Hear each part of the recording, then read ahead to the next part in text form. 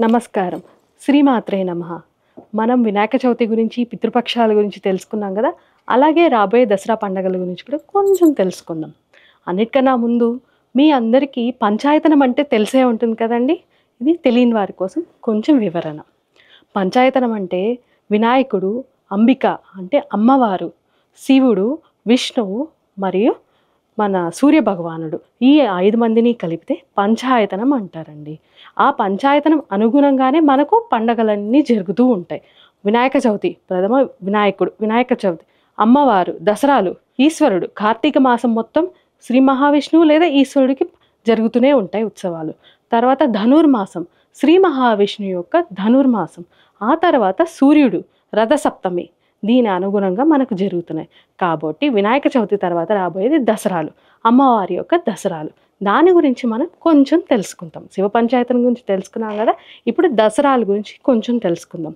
ఏమంటే దసరాల్లో కొంతమంది అమ్మవారిని కూడా 9 రోజులు పెట్టి పూజలు చేస్తుంటారు. అందుపైన నిమజ్జనాలు కూడా చేస్తుంటారు. ఆ నిమజ్జనం అంటే మనము పుట్టినవారు ఏదో ఒక రూపేణ గతిస్తారు. ఈ పంచభూతాలలో ఏదో ఒక రకంగా కలవాల్సిన వాళ్ళమే. దానికి ప్రతీకగా నిమజ్జనము అనేది పెట్టారు. అమ్మవారిని గంగాదేవిలో ఐక్యం చేయడాన్ని నిమజ్జనము అంటారు. కాబట్టి కొంచెం గౌరవప్రదంగా అమ్మవారిని కూడా మనం నిమజ్జనం చేద్దాము. ఏమంటే 9 రోజులు అనేది ఎందుకు పెట్టారో తెలుసా? మనకు తల్లి గర్భంలో 9 నెలలు ఉంటాం.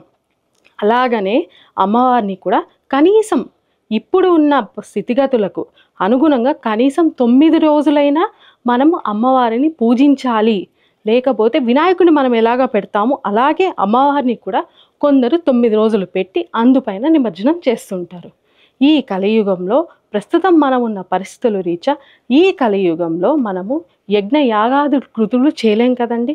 అందుకని నామస్మరణైనా కైవల్యం పొందడానికి మనకు 9 నవవిధ భక్తి మార్గాలు అని పెట్టారు. నవవిధ భక్తి మార్గాల గురించి ఇప్పుడు మనం తెలుసుకుందాం.